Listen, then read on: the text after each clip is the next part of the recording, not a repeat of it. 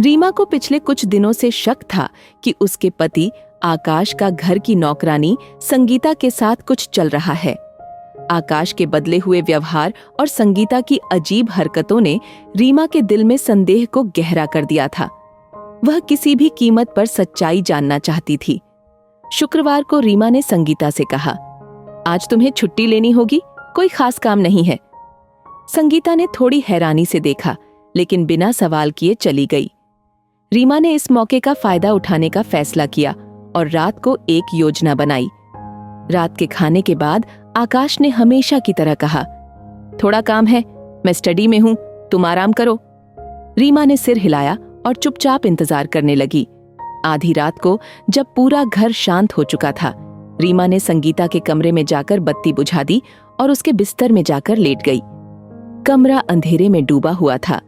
रीमा का दिल तेजी से धड़कने लगा। कुछ ही समय बाद उसने सुनाई दिया कि कोई व्यक्ति कमरे की तरफ आ रहा है। धीमे कदमों की आवाज और दरवाजा खोलने की हल्की आवाज ने रीमा के शक को और पक्का कर दिया। रीमा ने महसूस किया कि बिस्तर पर कोई और आकर लेट गया। उसकी सांसें तेज हो गईं। कुछ ही पलों में उसने महसूस किया कि आकाश ने उसे छूने की कोशिश की। अंधेरे में उसने अपने गुस्से को काबू में रखा। आकाश ने धीरे से उसे करीब खींचा और उसके होंठों पर हल्की सी पप्पी दी। रीमा का धैर्य जवाब दे चुका था।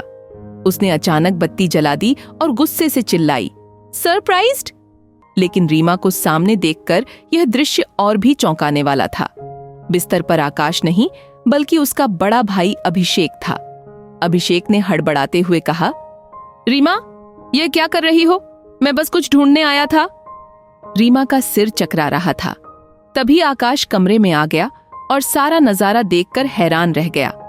उसने गंभीरता से कहा, रीमा, तुमने ये क्या ड्रामा शुरू कर दिया है?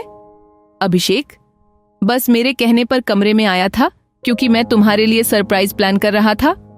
रीमा की आंखों में शर्मिंदगी और पछतावे के आंसू थे। उसने धीरे धीरे सारा माजरा समझा और आकाश से माफी मांगी। आकाश ने उसे समझाया कि शक रिश्तों को खत्म कर सकता है।